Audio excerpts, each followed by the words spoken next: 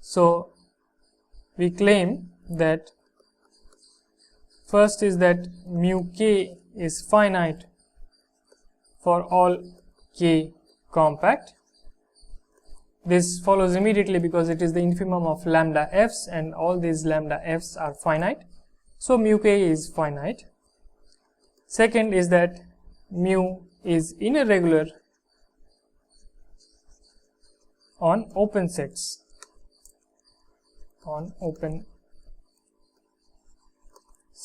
So how do we show this? So let U be open in X, and suppose that let alpha be chosen such that it is less than mu U. So this implies that there exists f less than u such that alpha less than lambda f less than mu u, because mu u is the supremum of all such f's, all such lambda f's, and so if you choose any alpha less than mu u, there will be something in between, lying in between mu u and alpha. So now we have that alpha less than lambda f less than mu u. Now we will show that if k is chosen to be the support of f, which is compact, then let me write it, alpha less than mu k less than mu u. So this will show that, actually I am proving the second part. So I claim again here that if we choose k to be the compact set support of f, then alpha less than mu k less than mu u, and this implies that mu is inner regular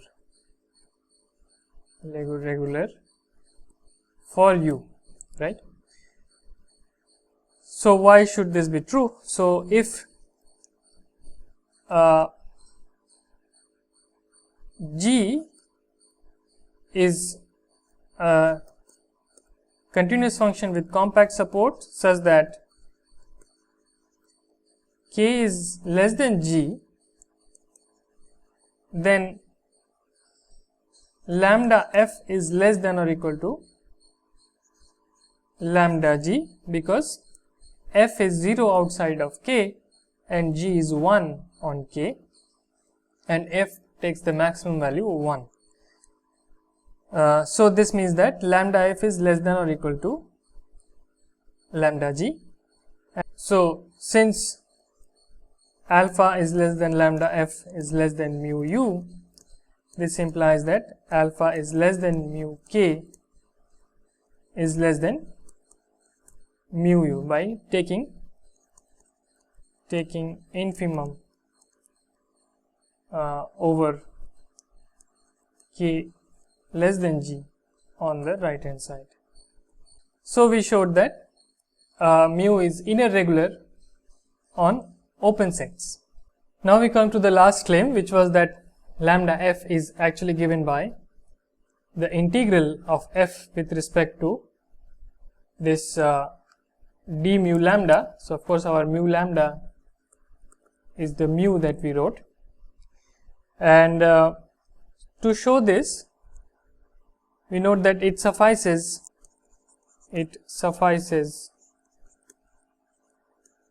to show this for f in CCX, but with range in 0 1, because since CCX is a linear span, rather any element of CCX, any element of CCX can be expressed as a finite linear combination,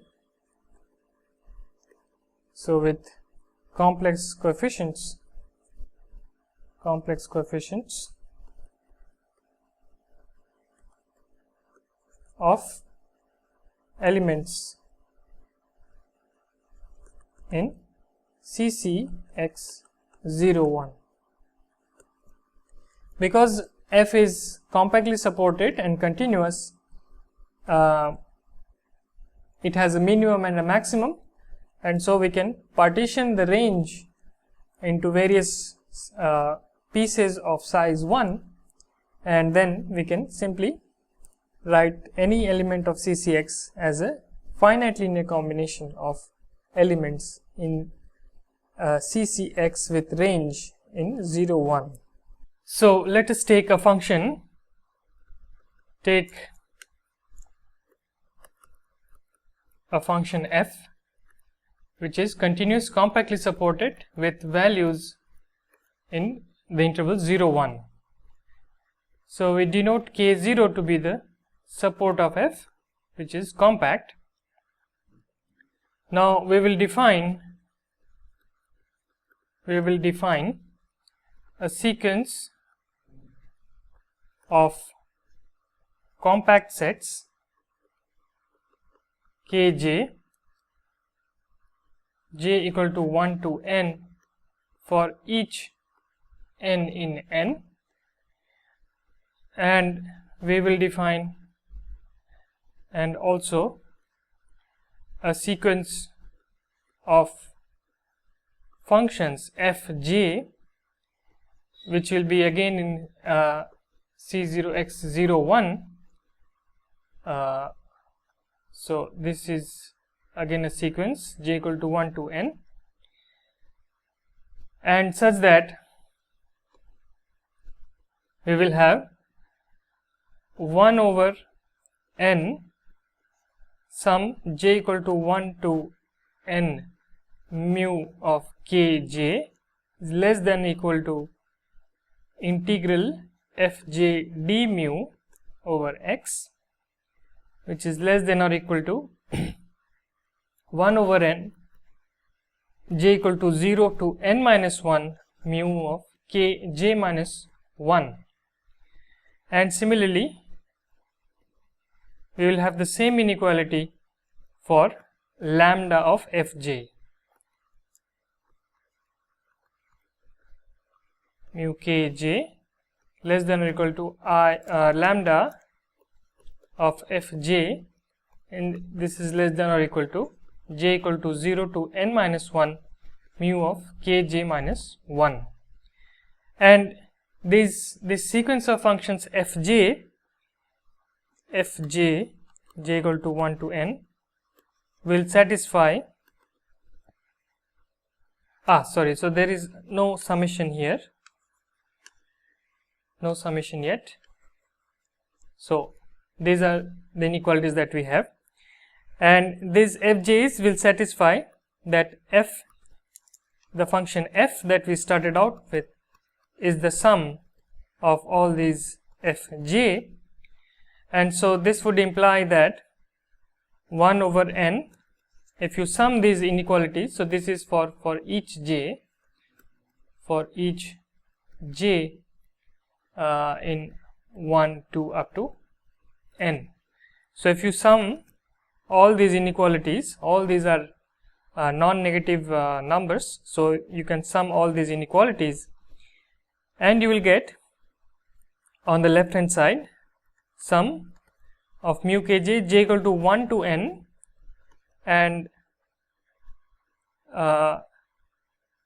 in the middle you will get, for the first one you will get f d mu, because f is the sum of fj's, and on the right hand side you will get sum j equal to 0 to n minus 1 mu of kj.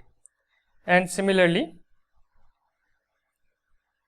we also have the same inequalities for lambda of f. So you will have mu kj j equal to 1 to n on the left, lambda f, and then on the right you have the sum j equal to 0 to n minus 1 mu kj.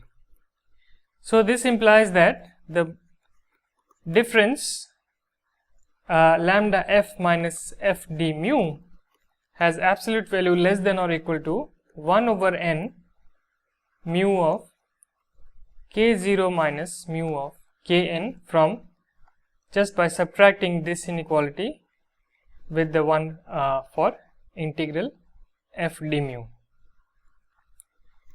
So since this is equal to 1 over n mu of k0 minus kn, and this is less than or equal to 1 over n mu of support of f, which is k0.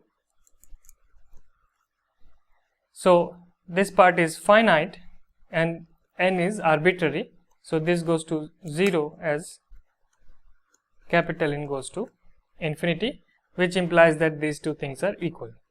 So now we have to just build up our sequence of compact sets kj and our sequence of functions fj such that they satisfy these inequalities, as well as that f is the sum over all these fj's.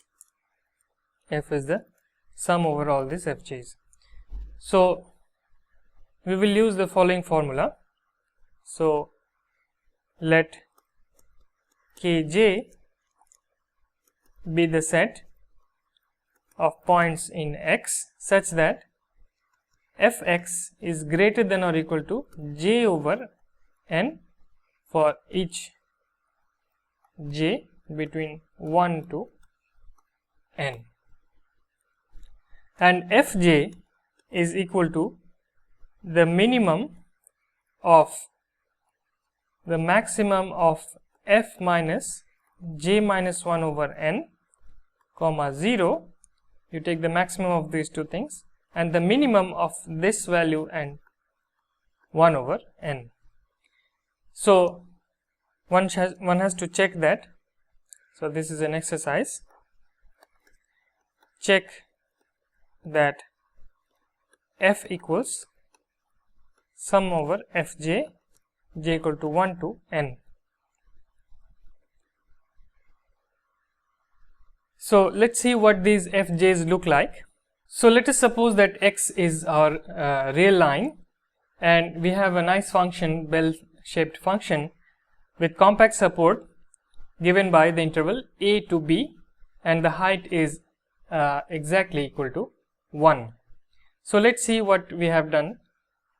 First of all, we have divided this range into parts of length 1 over n. So this is 1 over n, and so we have divided the whole thing like this.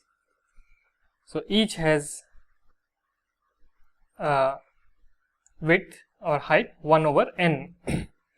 So now let's see what is our f1.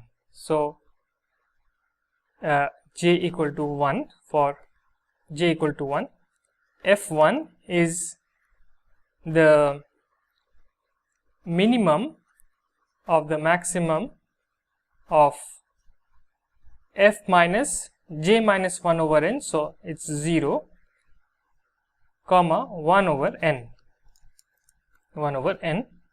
So this is nothing but the minimum of f comma 1 over n. So now let's see what is k1. This is equal to the set of all points such that fx is greater than or equal to 1 over n, which means that k1 is nothing but this set here. So if you take this point and if you take this point, then I'll denote the endpoints as a1 and b1, and within this interval a1 and b1, the value of fx is greater than or equal to this value 1 over n. So fx has values upwards of 1 over n. So this is our k1. So now let us see what kind of graph f1 has. So f1 is equal to f1 of x. So now we can have the partition. If if a less than or equal to x less than or equal to or less than a1, then we have that f1 is less than 1 over n. So f1 is simply f. So this is fx. Now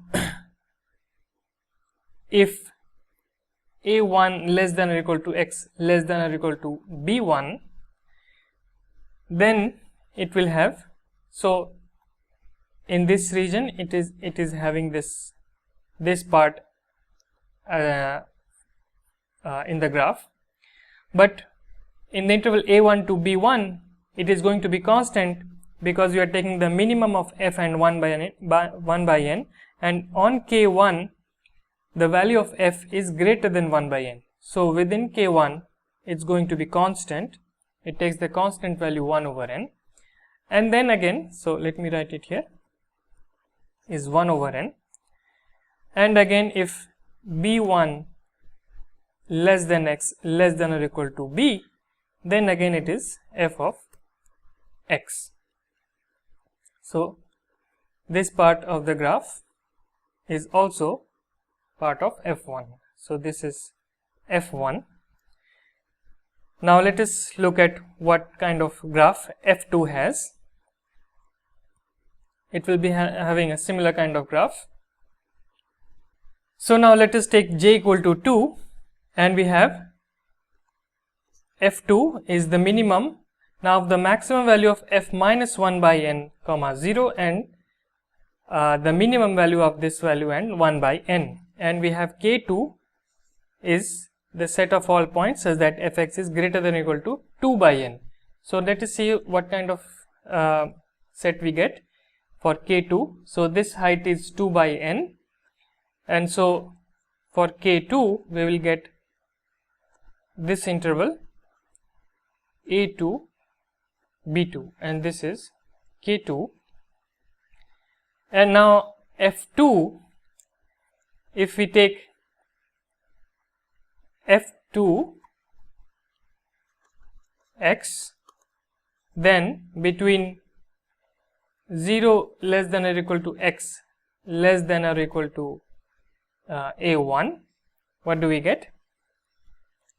So it is the maximum value of f minus 1 by n comma 0, but f minus 1 by n is negative in this region because f is less than or equal to 1 by n, and so this is going to be simply 0, and we take the minimum of 0 and 1 by n, so this is again 0. So this is between a and a1. Let's take between a1 and a2. Between a1 and a2 the function has value greater than 1 by n but less than 2 by n. So if you take the maximum of f minus 1 by n comma 0, you will get f minus 1 by n, and f minus 1 by n is still greater than 1 by n because it is less than or equal to 2 by n. So you will get f minus fx minus 1 by n. So you are taking this this part. So let me take another color. So you are taking this part and you are pushing it down 1 by n. So this part is 0, this part is just the copy of the one in the green part above, and then we will have again 1 by n in this part in the for k2. So for a2 less than or equal to x less than or equal to b2, we will have simply 1 by n, and then again if b1 less than x less than b2 less than x less than b1, you will get fx minus 1 by n, and if b1 less than equal to x less than b, we will get f2x to be simply 0. So here in magenta color we will have up to here 1 by n, so this is 1 by n, and then again this part is dropped up to here, and then you get a 0. So this is the graph for f2. So in fact one can write down a general formula for fj. So fjx for j in 1 to up to n, we have fjx is equal to, this is equal to 0 if x does not belong to kj minus 1. So outside kj minus 1 this is going to be 0. If x belongs to kj minus 1 minus kj, notice that kj is a subset of kj minus 1 for each j, and for this case we will have fx minus j minus 1 over n, and finally if x belongs to kj, then it is going to be 1 over n. So this implies that we have the pointwise inequality 1 over n chi k j less than or equal to fj less than or equal to 1 over n chi kj minus 1, and we also have that f is equal to summation of fj j equal to 1 to n, and if we integrate this inequality, we get 1 over n mu kj less than or equal to integral fj d mu less than or equal to 1 over n mu kj minus 1. And now we are going to use the fact that mu is radon to derive a similar formula for lambda fj. So since mu k is the infimum of all the lambda f such that k less than f, this implies that 1 over n mu kj is less than or equal to fj, lambda fj. This is because 1 over n chi kj less than or equal to fj. So this means that fj or rather kj is less than fj. So this implies 1 over n mu kj is less than or equal to lambda fj, and on the other hand we have that lambda fj is less than or equal to 1 over n mu u for any open u containing kj minus 1. This is because, simply because fj, since fj is equal to 0 outside kj minus 1. So this implies that kj less than fj less than u for any open u containing k j minus 1. Now by outer regularity,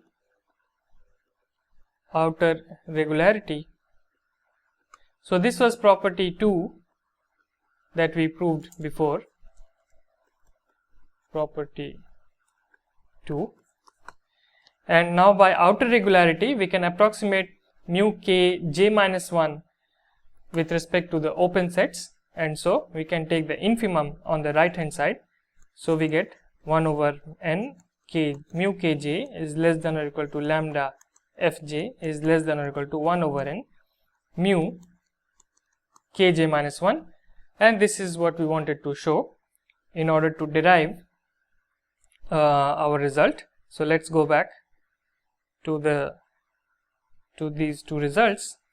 So one was this, when you sum up all the inequalities. So this was the first inequality that we needed, 1 over n mu kj less than or equal to integral fj d mu less than or equal to 1 over n mu kj minus 1, and similarly the same inequality for lambda in place of the Lebesgue integral.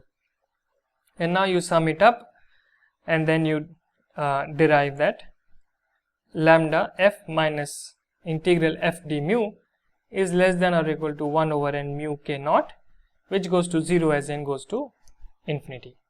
So this finishes the proof of the fourth part, which said that lambda f is equal to integral of f d mu.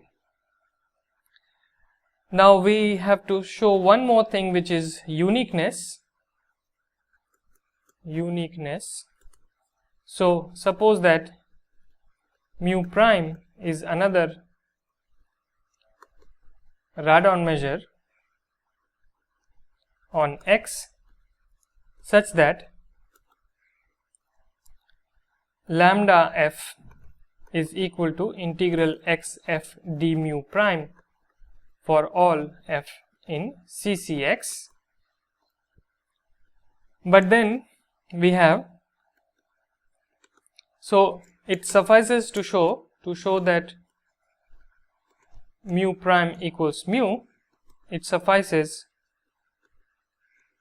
to show that mu prime u is given by the same formula of the supremum of lambda f such that f is less than u, and this was by definition our mu of u. So then we just have to show this result, and to show this result we proceed as follows. So if u is open, so this is for u open,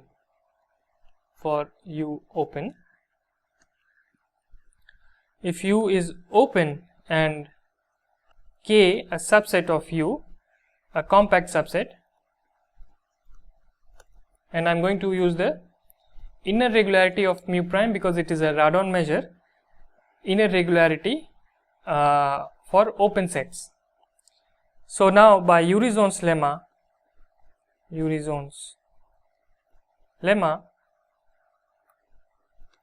there exists f in CCX01 such that k less than f less than u, and this implies that because lambda f is given by the integral, this implies that mu k, if you integrate the indicator function, so let me write it in terms of indicator function. So chi k is less than or equal to f less than or equal to chi u, and now if you integrate you get mu prime k less than or equal to integral f d mu prime, which is equal to lambda f, and this is less than or equal to mu prime of u. And now since mu prime is inner regular on open sets, this implies that mu prime u is the supremum of all such lambda f such that f is less than u, because the left hand side converges to mu prime u as you take an increasing sequence of compact subsets of u. So we have also proven uniqueness, and this finishes the proof of the Riesz representation theorem. And now in the next lecture we will see what kind of examples of measures we can construct out of the Riesz representation theorem.